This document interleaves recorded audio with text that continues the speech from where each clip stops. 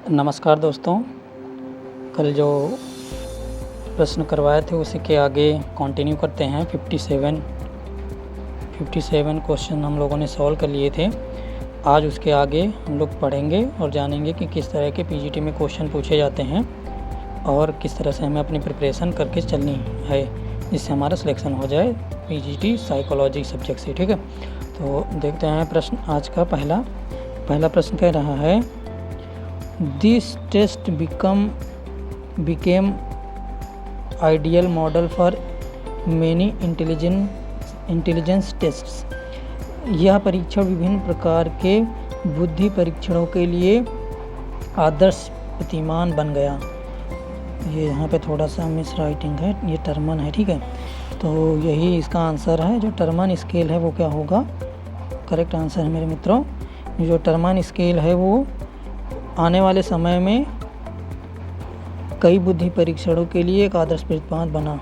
ठीक है, तो 20 का करेक्ट आंसर हो जाएगा। बिल्कुल सही है। आगे देखते हैं क्वेश्चन नंबर 59 क्या कह रहा है दोस्तों। क्वेश्चन नंबर 59 कह रहा है, this disorder is caused by a failure of mother's 21st chromosome pair to separate. क्या कह रहा है प्रश्न कह रहा है कि जो 21 क्रोमोसोम है इसमें डिफेक्ट की वजह से क्या हुआ, कौन सा जो प्रॉब्लम क्रिएट होगी। तो आप सभी को पता है कि क्रोमोसोमल 21 जो डाउन सिंड्रोम से रिलेटेड है। तो इसका आंसर क्या हो जाएगा मेरे दोस्तों? इसका आंसर सी हो जाएगा। करेक्ट आंसर सी हो जाएगा। ठीक है, डाउन सिंड्रोम से रिलेटेड है।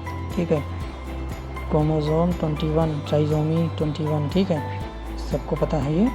क्वेश्चन नंबर नेक्स्ट देखते हैं। क्वेश्चन नंबर 60 क्या कह रहा है, what is the personality trait that indicates an individual's ability to adjust his or her behaviours to external situational factors. वह कौन सा व्यक्तित्वशील गुण है जो व्यवहार में बाह्य परिस्थिति कारकों से व्यक्ति को सामंजस्य स्थापित करने की योग्यता को दर्शाता है। तो इसका आंसर क्या हो जाएगा मेरे दोस्तों? Self monitoring. बिल्कुल करेक्ट आंसर है और यही होगा। सेल्फ मॉनिटरिंग के माध्यम से क्या होता है, व्यक्ति अपने एक्सटर्नल जो इन्वायरमेंट है उसके साथ एडजस्टमेंट करने की योग्यता को देखता है। ठीक है, तो इसका करेक्ट आंसर आपका हो जाएगा सी। आगे देखते हैं प्रश्न 61 क्या कह रहा है। 61 कह रहा है, which theory assumes that employees dislike work are lazy, dislike responsibility and must be coerced to perform. कौन सा सिद्धांत यह कहता है कि कर्मचारी काम को पसंद नहीं करते, आलसी होते हैं, जिम्मेदारी लेना पसंद नहीं करते और निष्पादन के लिए इनको विवश किया जाना चाहिए। तो ये आपका जो मोटिवेशन का है वो आपका एक्स थ्योरी ऑफ मोटिवेशन जो है वो इसको एक्सप्लेन कर रहा है। इस स्टेटमेंट को पूरी तरह से करेक्ट आंसर है।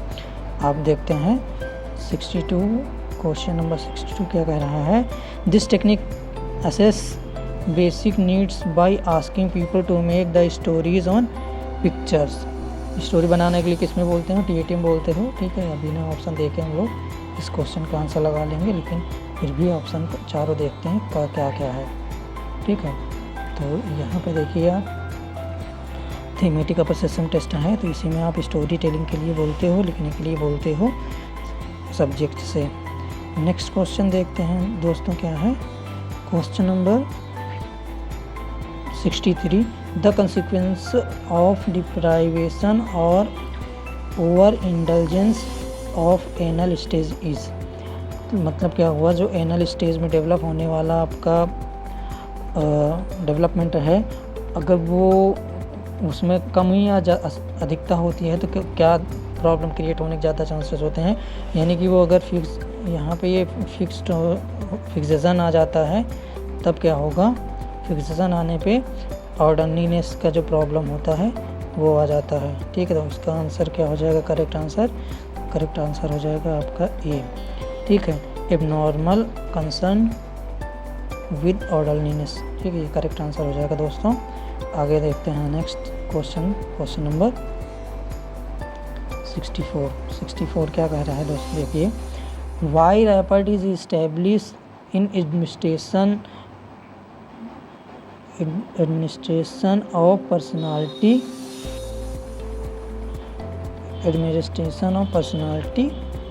इन्वेंटरीज। ठीक है, क्यों करते हैं रैपर्ड, चाहे पर्सनालिटी टेस्ट हो, कोई भी टेस्ट हो, आप रैपर्ड क्यों इस्टेब्लिश करते हो? रैपर्ड किस लिए इस्टेब्लिश करते हो?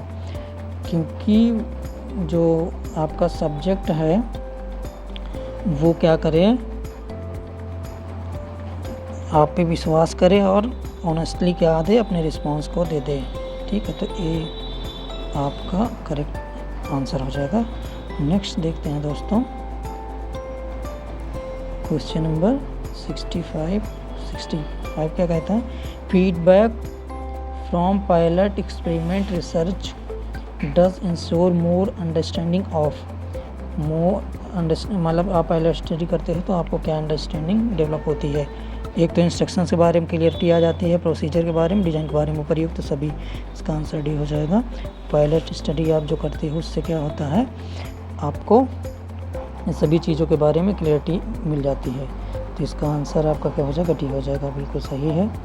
आगे देखते हैं नेक्स्ट प्रश्न कौन सा है, डीएमके पार्टी। ये वाला क्वेश्चन बिल्कुल साइकोलॉजी से रिलेटेड नहीं है, बेकार क्वेश्चन है। ठीक है, डीएमके पार्टी का संबंध किस राज्य की पार्टी से है, ये तो साइकोलॉजी से रिलेटेड ही नहीं है, बिल्कुल बेकार सा क्वेश्चन है, फिर भी इसको देख लेते हैं। इसका संबंध तमिलनाडु से है।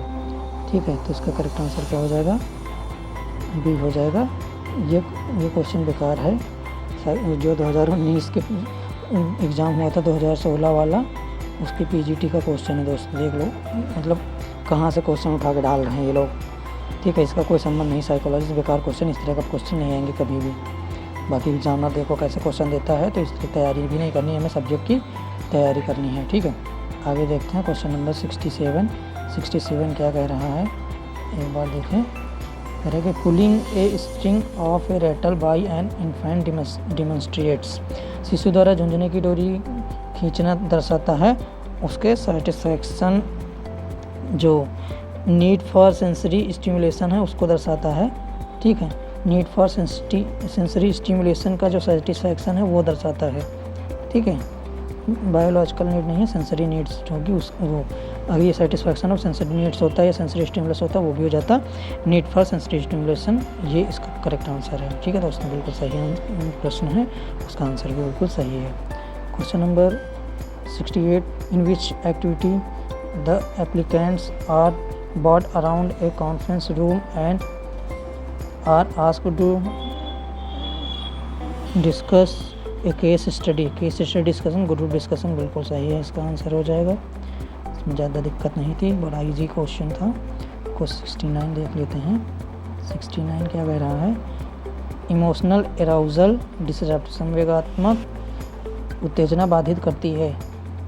वेल लर्न, जो आपने पहले से बहुत अच्छा सीख रखा, क्या ये करेगा, ability to play game of chess या performance of simple task, ability to spell own name. तो इसका आंसर क्या होगा दोस्तों, इसका आंसर आपका हो जाएगा ability to play game.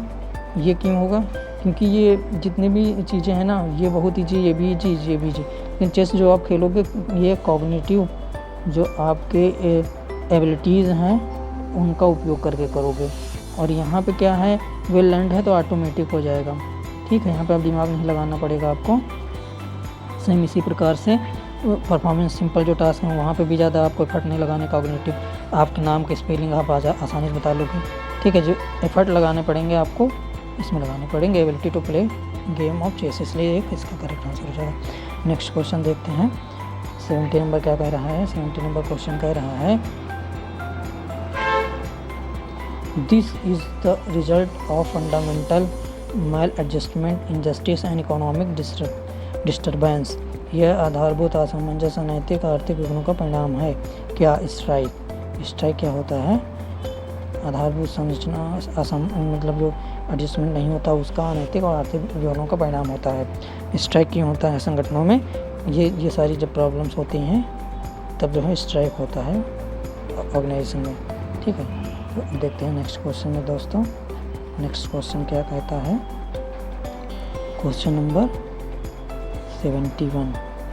Question number 71 क्या कह रहा है एक बार देखते हैं। For what purpose career information is given in vocational guidance.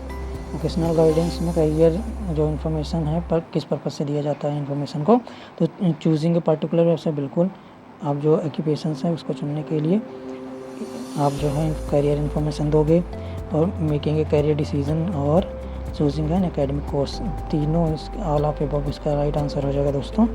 बिल्कुल इजी है। अगर देखें एज़ कम्पेयर टू 2021 पीजीटी, ये पेपर बहुत इजी था, ठीक है।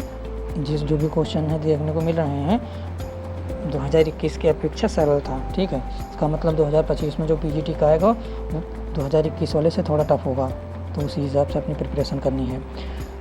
These motives are closely tied to learning concept. इन प्रयोगों का अधिगम संप्रत्यय के साथ घनिष्ठ संबंध है, जो सेकेंडरी से देखो लर्निंग आप कब करोगे, जब आपको इंसेंटिव्स वगैरह जो सेकेंडरी जो आपके मोटिव्स हैं वो मिलेंगे आपको, ठीक है। यह सेकेंडरी रीइंफोर्समेंट मिलेगा, तब आप क्या करोगे, ज़्यादा सीखोगे, लर्न करोगे, ठीक है। 73 क्या है, क्वेश्चन नंबर 73 क्या कह रहा है एक बार पढ़ेंगे इसको। Question number 73, what is it when what is it when raters observe decision making abilities under stress, organising ability and memory abilities. वह क्या है जिसमें मूल्यांकन करता अभ्यर्थी के प्रतिबल में निर्णय लेने को योग्यताओं, संगठनात्मक योग्यताओं, स्मृति योग्यताओं का निरीक्षण करता है। तो इन बास्केट जो एक्सपीरियंसेस होते हैं उसमें वो है इसका करेक्ट आंसर, तो ये ए हो जाएगा। सरल क्वेश्चन था, सीधा क्वेश्चन था, लेकिन अगर आप इसको पढ़ रखे हैं तब आपके लिए पर सरल है, नहीं तो टफ है ये क्वेश्चन, ठीक है। इस तरह के क्वेश्चन आते हैं, तो जैसे इस तरह क्वेश्चन आते हैं आप एक बार इनको गूगल करके खुद से इनके चारों ऑप्शन को पढ़ना है, ठीक है। इसका क्या होता है, इसका मतलब क्या होता है, इसका मतलब क्या होता है, एक मीनिंग जान लेनी है सबकी। क्वेश्चन नंबर 74, क्वेश्चन नंबर 74 कह रहा है, विच पार्ट ऑफ पर्सनालिटी जज whether an action is right or wrong as per the set norms and standards of the society, ठीक है। नॉर्म्स ऑफ स्टैंडर्ड के बेस पे जो है वो क्या है, ईद क्या है, प्लीजर प्रिंसिपल पे, इससे सोसाइटी का प्लीजर प्रिंसिपल पे बेस है, तो क्या होगा, इस सोसाइटी के नाम से कोई मतलब नहीं है इसका, ठीक है। सोशल लर्निंग ये तो अलग हो गया, सोशल लर्निंग किसका है, सोशल लर्निंग बंडूरा का जो थ्योरी है वो है, ठीक है। और ये सुपर ईगो क्या है, यहाँ सुपर ईगो का संबंध सीधा है सोसाइटल जो नॉर्म्स होते हैं उससे होता है, क्योंकि ये मोरलिटी पे बेस्ड है, ठीक है, मोरल प्रिंसिपल पे बेस्ड है। मोरलिटी पे बेस्ड होने की वजह से क्या है, ये सोशल नॉर्म से डायरेक्ट संबंध है। ईगो क्या है, रियलिटी प्रिंसिपल पे बेस्ड है, ठीक है, वास्तविकता क्या है। तो इसका राइट आंसर क्या हो जाएगा, सी हो जाएगा करेक्ट आंसर। दोस्तों आगे चलते हैं नेक्स्ट क्वेश्चन 75। क्वेश्चन नंबर 75 क्या कहता है, what is individual's propensity to manipulate people for achieving his or her self interest, यानी कि अपने निजी लाभ को प्राप्त करने के लिए लोगों को छल से अभी को अचीविंग मैनिपुलेटिंग है प्रोपेंसिटी, तो ये क्या होगा, छल आ गया तो सीधा मैकियावेलिज्म इसका राइट आंसर हो जाएगा, ठीक है। मैकियावेलिज्म क्या है, छल से लोगों को डिफीट करना, हराना, ठीक है। ये आपका हो गया 75। अब क्वेश्चन नंबर देखते हैं, क्वेश्चन नंबर देखते हैं 76 क्या कहता है, what refers to encoding, storage and retrieval of information. देखो मेमोरी से सीधा क्वेश्चन आ गया, इस मेमोरी ही होगा, बहुत इजी क्वेश्चन है, इस तरह क्वेश्चन गलत नहीं करने हैं, पहले क्वेश्चन ध्यान से पढ़ना फिर आंसर करना है आप सभी लोगों को। क्वेश्चन नंबर 72 क्या कह रहा है, 77, which need is related with basic needs of human life such as food, clothing and shelter। तो ये कौन सी नीड हो जाएगी, फिजियोलॉजिकल नीड हो जाएगी। नीड हायरार्की थ्योरी का है, बिल्कुल इजी का प्रश्न है, इसको बच्चे कर लेंगे जो साइकोलॉजी पढ़ रहे हैं। क्वेश्चन नंबर देखते हैं, 78 what works at a reinforcing agent to a drive.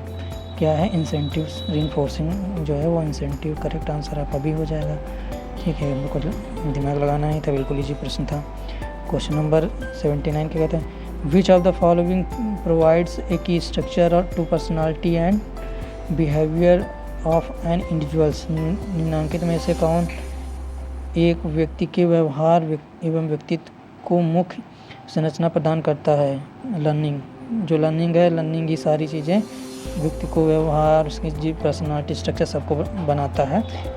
ठीक है, यानी कि इंटरेक्शन ऑफ सोसाइटी, इसी से आपके सारे बिहेवियर्स क्या होते हैं, गवर्न होते हैं या अफेक्टेड होते हैं, डिटरमाइंड होते हैं। तो ये क्वेश्चन हो गया आपका 79। 80 नंबर का क्वेश्चन क्या कहता है, कह रहा है कि which element is the artificial stimulus in Pavlov's classical conditioning. Artificial क्या था, बेल। ठीक है, ये वो आपका बेल आंसर हो जाएगा। यूएस और सीएस जो कंडीशन रिस्पॉन्स है वो आर्टिफिशियल वाला है, बेल। ठीक है, करेक्ट आंसर हो जाएगा। नेक्स्ट 81 क्वेश्चन नंबर देखते हैं। क्वेश्चन नंबर 81 क्या कह रहा है, इसको ध्यान से पढ़ना है पहले। Question number 81, according to Tulving the 3 systems of memory are. 3 types of memory कौन कौन सी हैं, 3 types memory according to Tulving कौन कौन सी हैं। तो ये हैं आपकी प्रोसीजरल, सिमेंटिक एंड एपिसोडिक। ये 3 टाइप्स ऑफ मेमोरी टुल्विन ने बताए थे 1972 में। ठीक है, आगे देखते हैं दोस्तों। क्वेश्चन नंबर 82, क्वेश्चन नंबर 82 क्या कहता है, according to Atkinson theory the tendency to approach an achievement task is an function of. Atkinson सिद्धांत के अनुसार अचीवमेंट कार्य की उपागम प्रवृत्ति का प्रकार है। क्या प्रकार है, पहले ऑप्शन पढ़ेंगे सारे। द मोटिव फॉर सक्सेस, बिल्कुल the motive for success correct. The subjective probability of subject on the task, बिल्कुल हर व्यक्ति का अपना अलग अलग होता है तो सब्जेक्टिव हो जाएगा। The incentive value of reaching the goal, ये तीनों चीज़ें क्या करती हैं, आपके अचीवमेंट कार्य को प्रभावित करती हैं। तो इसलिए क्या इसका आंसर हो जाएगा all of above. Correct answer आपका हो गया डी। आगे देखते हैं दोस्तों 83 नंबर क्या कहता है, मेमोरी से बहुत सरल प्रश्न आ गया फिर से। विच of the following is correctly arranged. सबसे पहले क्या करोगे, इनकोडिंग करोगे। ठीक है, तो ये दोनों ऑप्शन तो बिल्कुल कट जाएंगे। इनकोडिंग के बाद क्या होगी, आपका स्टोरेज होगा, फिर क्या होगा, रिट्राइवल होगा। ठीक है, तो ये आपका क्या हो गया, आपका बी ऑप्शन सही होगा। बिल्कुल करेक्ट आंसर क्या है, बी है। सरल प्रश्न है, इसमें कोई ज़्यादा दिक्कत नहीं है। ऐसे प्रश्नों को ध्यान से करना है। सरल प्रश्न देख के थोड़ा सा जल्दबाजी कर देते हैं, इस वजह से क्या होता है, गलत हो जाता है आया हुआ प्रश्न भी। बहुत ध्यान देके ऐसे प्रश्नों को सॉल्व करना है। Transfer refers to the transfer of knowledge, training and habits acquired in one situation to another, who said it. ये डिफिनेशन जो दी गई है किसके द्वारा दी गई है, तो देखते हैं पहले। स्किनर हैं, ठीक है, स्किनर के द्वारा दी गई है, वाटसन के द्वारा दी गई है, पैलो के द्वारा दी गई है, सोरेनसन के द्वारा दी गई है। तो जैसे कि आपको पता है इनके द्वारा नहीं दी गई है, आपने पढ़ा भी है अच्छे तरीके से इनकी डेफिनेशन को। ये सोरेनसन की डेफिनेशन है, इसलिए करेक्ट आंसर क्या हो जाएगा आपका, डी। ठीक है, करेक्ट आंसर आपका डी हो जाएगा। आगे प्रश्न देखते हैं, इजी प्रश्न था। 85 नंबर पर क्या कहता है, filter theory of the filter theory was proposed by. Broadband का है, सीधा प्रश्न है, इसमें ज़्यादा ऑप्शन देखने की ज़रूरत नहीं है। ठीक है, आगे प्रश्न देखते हैं। 86 प्रश्न नंबर 86 क्या कह रहा है, कह रहा है कि an employ gives importance to respect instead of salary, which motivation is dominant in him. ये आपका क्या हो जाएगा, एक कर्मचारी वेतन के बजाय जो सम्मान को महत्व देगा तो क्या होगा, इंटेंसिव मोटिवेशन हो जाएगा उसका हाई। ये आपका बी आंसर इसका सही हो जाएगा। ठीक है, क्वेश्चन नंबर 87 जल्दी जल्दी सॉल्व करते हैं दोस्तों, मीडिएशन ज़्यादा क्वेश्चन नहीं बचे हैं, इसमें बचे हैं। This characteristics is assist by exploring correspondence to test scores to some criterion like behaviour, personal accomplishment etcetera. यानी कि क्या कह रहा है कि परीक्षण प्राप्तांक, व्यवहार एवं व्यक्तिगत उपलब्धि आदि कसौटियों के प्रति अनुरूपता की खोज करके इस विशेषता का आकलन किया जा सकता है। पहली बात तो जैसे ही कसौटी वर्ड आ जाती है ना, तो वो आपके वैलिडिटी के लिए होता है, ठीक है।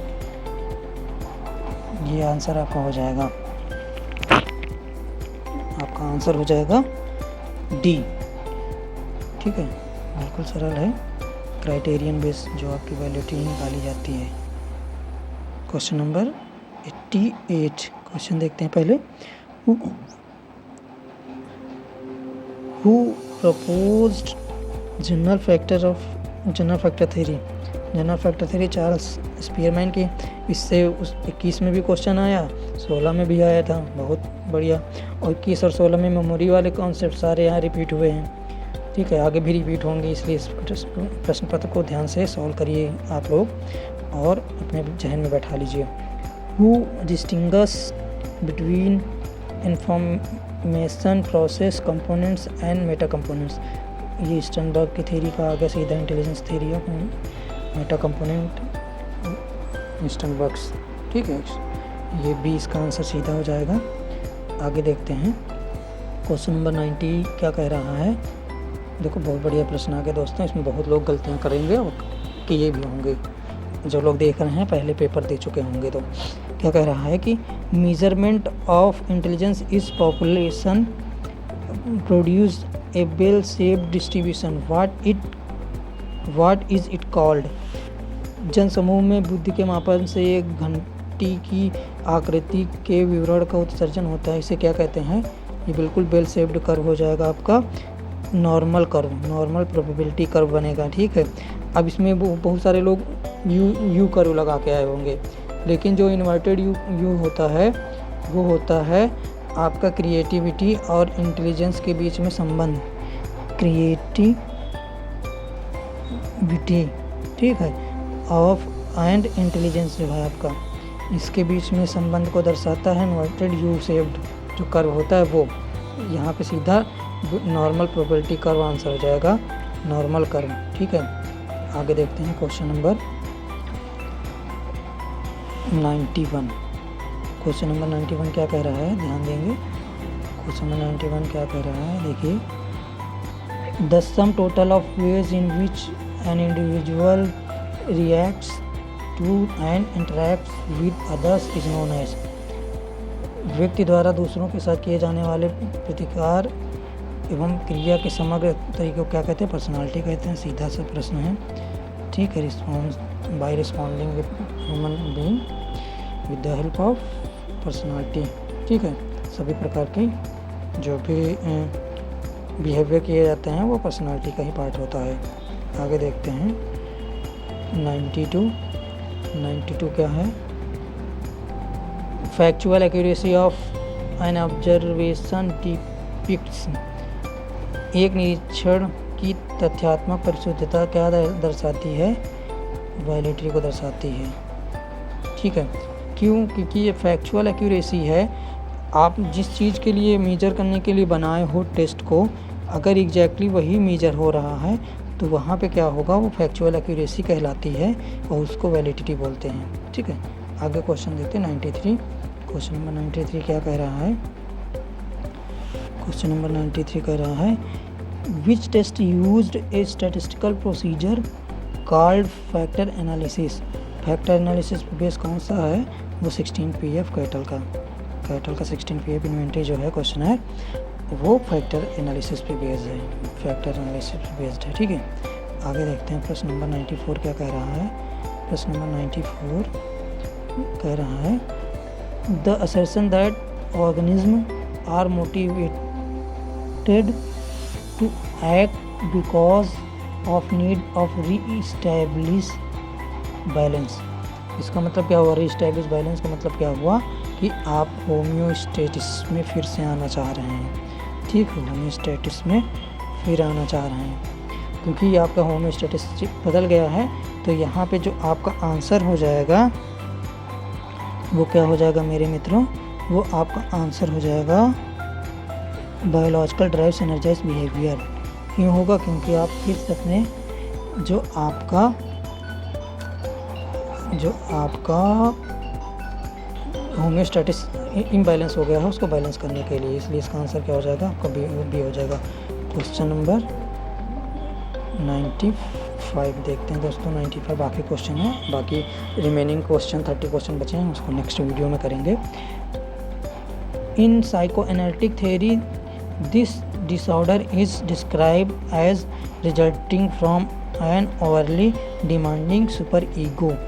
सुपर ईगो बहुत ज़्यादा जो आप उपयोग करने लगते हो तो क्या होता है, वो किस प्रकार की जो डिसऑर्डर्स को जनरेट करता है वो डिप्रेशन होता है। ठीक है, तो ये हो गया डिप्रेशन। ये सुपर ईगो का कॉन्सेप्ट किसका है, ईद ईगो सुपर ईगो, इससे क्वेश्चन आए हैं। ईद ईगो सुपर ईगो, ठीक है। मोरलिटी बेस्ड, रियलिटी बेस्ड और प्लीजर प्रिंसिपल पे बेस्ड, ये तीनों हैं। और ये तीनों इन तीनों में जब कॉन्फ्लिक्ट होता है, इन दोनों में कॉन्फ्लिक्ट होगा, फिर इन दोनों में कॉन्फ्लिक्ट होगा, फिर इन दोनों में कॉन्फ्लिक्ट होगा, उससे क्या होता है आपकी एंग्जाइटी डेवलप होती है। ठीक है, वो चीज़ यहाँ पे दिया नहीं है। टाइप्स ऑफ एंग्जाइटी पढ़ेंगे कभी थियोरेटिकल क्लास, तो वहाँ पे फ्राइड द्वारा जो दिया गया है ना 3 टाइप्स ऑफ एंग्जाइटी, वो पढ़ेंगे, चाहे न्यूरोटिक हो, रियलिस्टिक हो या फिर मोरल एंग्जाइटी हो। इन तीनों के बारे में हम लोग डिटेल में बात करेंगे।